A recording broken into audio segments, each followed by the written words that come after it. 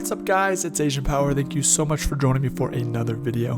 In today's video, we're going to be talking about how to play the newly buffed Revenant. If you guys enjoy the video, leave a like, subscribe if you guys are brand new and want more Apex content, and let's dive right into the video. So first up, let's talk about his buffed tactical ability, which is Silenced.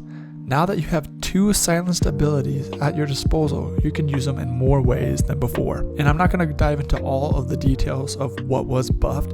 I did that in a previous video. I will link that in the description down below if you want to check that out. But back to the original video. Some ways that I like to use a newly buffed ability is to use the one of the silence to cut off a choke point. With the increased area and the duration that the ball is going to be there, people are more reluctant to go through that, so it gives you an opportunity to stop movement or stop a route that a player might take otherwise. So use this ability to make enemies second guess flanking or coming through a doorway when the silence is there. That way I can feel a little bit more secure when fighting in a battle, and I would use that second silence to cut off the ability of the enemies. It gives you more of an opportunity to win more 1-on-2 or even 3 because you can control in a way the route the enemies have to take to get to you. Obviously this isn't going to be perfect every single time. There are some people who would rather find another way around and go through that silence, and there are those who would rather just go through the silence and fight. Next up, you can use this silence as a way to get extra damage on an enemy before starting a fight. For example, if you see an enemy some ways off, you can hit them with both silences and deal 20 damage. This isn't game changer, but it can give you a leg up in a head-to-head battle where every single ounce of HP counts. One thing you should always do with Revenant is start every single fight with silencing your enemies if possible. That way, the enemy cannot escape using their abilities or turn the fight in their favor with an ultimate. And lastly, with the silence, the most important thing to do now with its big update is to take down every single Gibby arm shield you can find. Do this with all of your power, and let's take down the Gibby shield together. Next up is to use your passive more often. This wasn't touched in the update. His passive stayed exactly the same, but if you're going to be playing Revenant more often due to these updates, then you should keep in mind that his passives are actually really strong. People seem to underestimate how good Revenant's passive really is. When you crouch, you become a smaller target, therefore you become harder to hit. Plus, Revenant can move faster, so you can crouch and move and become even harder target to hit. So what I always do is I'll crouch and strafe and move back and forth when I'm fighting one-on-one gunfights. Give this a shot and let me know if you feel this helps you win more gunfights. Next up is climbing, which is the second part of his passive. This hasn't changed as I said before, but use his climbing to his advantage.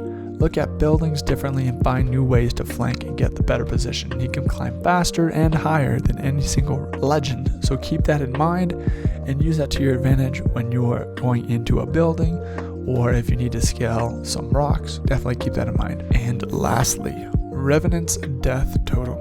This arguably may be the most important buff Revenant received this update. Coming back with 50 health and full shield is actually game changing.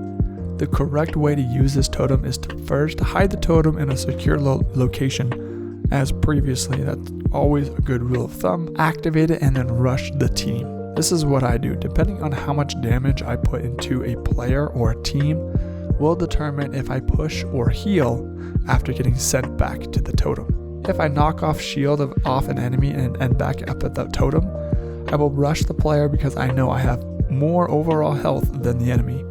Use the information you gather and act accordingly with the totem. You can use this in a wide variety of ways, but using it as to gather intel on a fight or an upcoming fight can be the difference between winning and losing that fight. And one little tip that I have is, say if you're in a power position and you're trying to stay in this position, but there's a care package coming down, or you want to see where any enemies are. One thing that I've learned to do is I'll put my death totem in a secure place, whether that's in the top of a building, behind a wall, whatever the case may be.